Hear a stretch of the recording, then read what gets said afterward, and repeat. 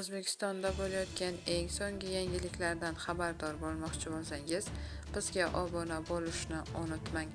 DXX bosh boshqarmasi boshlig'i Agzam Izbosarov vafot etdi.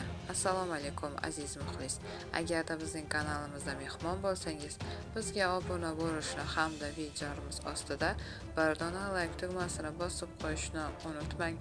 DXX bosh boshqarmasi boshlig'i podpolkovnik Agzam Izbosarov vafot etdi.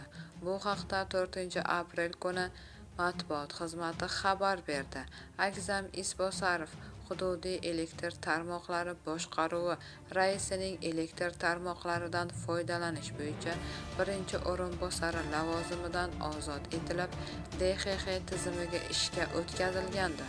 Hududiy elektr tarmoqlaridagi faoliyatidan avval Qurolli Kuchlar bosh shtabi aloqa boshqarmasi boshlig'i lavozimida ishlagan. U texnika fanlari nomzodi, texnika fanlari doktori, ilmiy darajaga ega.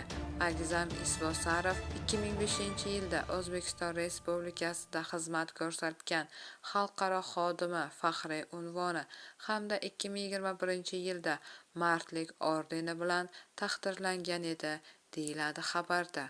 Bu xabarni barcha do'stlarimizga jo'natib qo'yamiz hamda videomiz ostida bir dona like tugmasini bosishni unutmaymiz.